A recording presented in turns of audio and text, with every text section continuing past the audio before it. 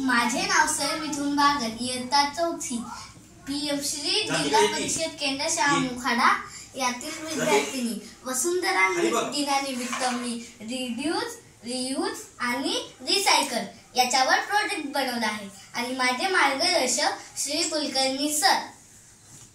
तर पहिल्यांदा याच्यात 3 विषय असतात, ते म्हणजे की रिड्यूस, रियूज आणि रिसायकल. तर हे बघा, रिड्यूस प्लास्टिक बॅग म्हणजे प्लास्टिक बॅग वापरू नका. प्लास्टिक बॅग ऐवजी आपण यूज द पेपर बॅग म्हणजे की आपण पेपर बॅग वापरू शकतो.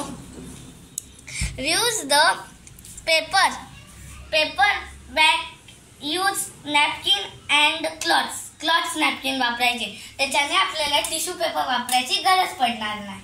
नंतर सेव्ह वॉटर, कारण की आपण कधी कधी बाहेर जाताना नळ चालू राहतो किंवा बेसिनचा नळ चालू राहतो, तर तो नेहमी बंद करून जायचा. नंतर आहे रियूज वेस्ट ऑफ इलेक्ट्रिसिटी म्हणजे इलेक्ट्रिसिटी वेस्ट घालवायची नाही, कारण आपण कधी पण जर या रूम मधून त्या रूम मध्ये असलो तरी त्या रूमची लाईट चालू असते, फॅन चालू असतो. जर आपण घरात नसलो की ते बंद करायचं.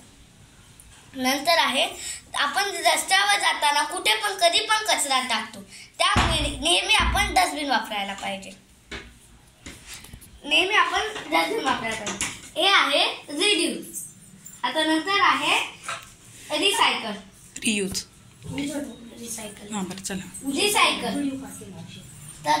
तर आपल्याला माहित आहे LC4 म्हणजे LPG हा महाग झालेला आहे, म्हणून तो आपल्याला परवडत नाही. म्हणून आपण गाईचे शेण, म्हशीचे शेण आणि पालापाचोळा यांचं मिश्रण करून आपण गॅस बनवू शकतो. त्याला बिगो गॅस असे म्हणतात, बायोगॅस म्हणतात. आणि त्या बायोगॅस मध्ये मिथेन नावाचा एक गॅस असतो. हा आहे पॉन्ड मध्ये आपण पावसाचे पाणी जमा केले पाहिजे, त्याच्याने ते पाणी नंतर आपल्याला शेतासाठी युजफुल होते. त्याच्यानंतर आहे आपले जे जुने बुक्स असतात, काही टॉयज असतात, तर ते दुसऱ्यांना द्यायला पाहिजे. रियूज इलेक्ट्रिसिटी सोलार पॅन म्हणजे की आपल्याला जर सूर्यापासून सोलार पॅनेल त्याच्यापासून आपल्याला यूज करायला पाहिजे, त्याच्याने आपली इलेक्ट्रिसिटी पण खूप वाचते.